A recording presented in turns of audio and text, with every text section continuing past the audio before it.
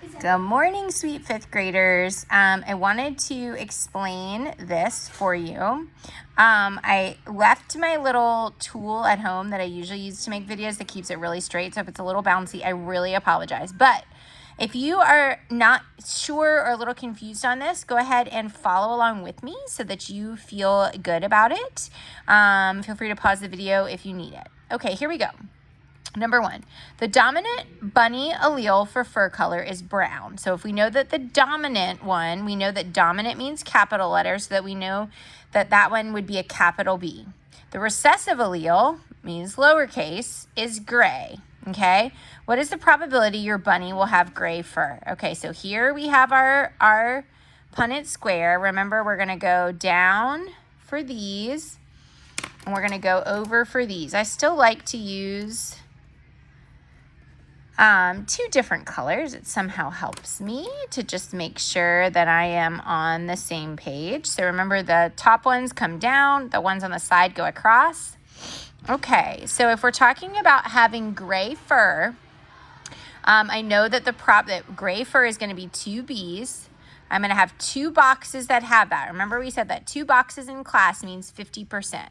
So the probability that they have gray fur is 50%. So 50% of having gray fur.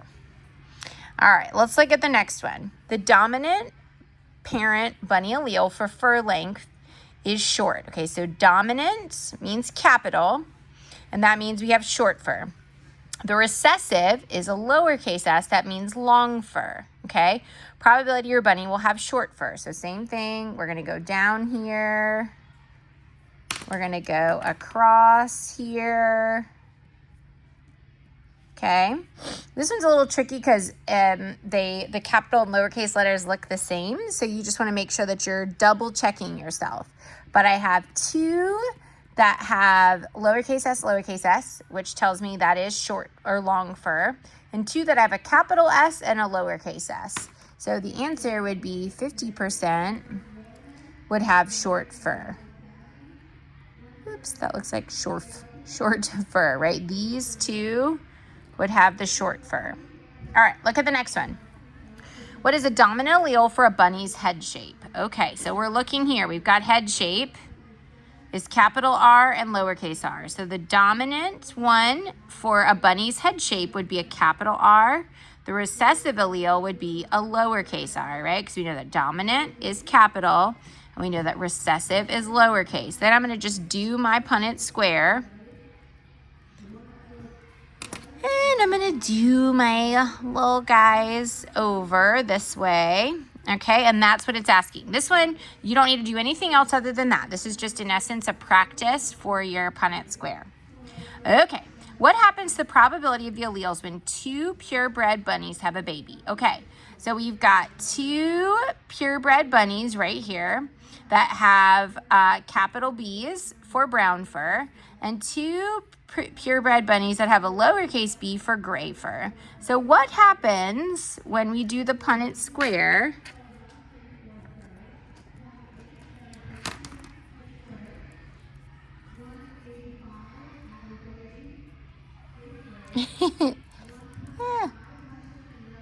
Sorry, guys. Okay, this is what I have.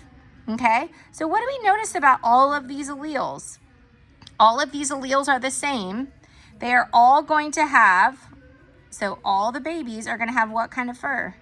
They're going to have brown fur. Right? Because this one, capital B, lowercase b, is going to be brown. This one's going to be brown. This one's going to be brown. And this one's going to be brown. Okay? Same thing. We're looking down here at the shape of the nose. So we're going to have capital T stands for triangle nose. Lowercase t is going to stand for circle nose. So I'm going to do these down. I'm going to do these across.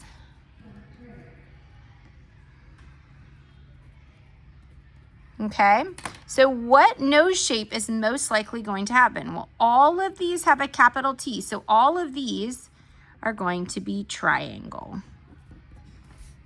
Okay, all right, flipping it over on the back. This one gets a little trickier, okay? What we have is the answers, and we've got to figure out what the parent alleles were. So just like before, we know that we've got to have one that goes up, and since I have two capital L's, I know that one of these is going to be a capital L. And same thing, this one's going to be a capital L. And then if I look to the side, which ones go to the side? And I'm going to both have a lowercase l. So you can fill in this answer, right? How would you determine what the parent alleles were? You can write something about how you work backwards. You would figure out which one pattern-wise are the same in these, and then which ones pattern-wise are the same in these. Whatever you do for your answer, that would be good. All right? Next one, we're talking about ears, okay? So same thing. If I look here, I know that I have pattern-wise to go up, I have a capital F. Pattern-wise to go up, I have a lowercase f, okay? Pattern-wise to go across, I have a lowercase f. Pattern-wise to go across, I also have a lowercase f. And then I'm going to double check myself. F, lowercase f, lowercase f, lowercase f. Okay, that is correct. So what is the probability that a bunny will have floppy ears? Floppy ears is going to have something with a capital letter. So in this case, it's going to be 50%, right? Because I've got two boxes that have a capital F and two boxes that have a lowercase f, so that stands for straight. Okay, same thing. Now this is really easy. I love when you have ones like this because look, it's just super easy. We know that it's going to be the same here and here. Okay, so what does that information tell you about the bunny's tail? What do we know about both parents? Based on this, both parents are going to have a small tail. And all kids are also going to have a small tail. Okay, you are going to answer this question on your own. How does probability help us with genetics?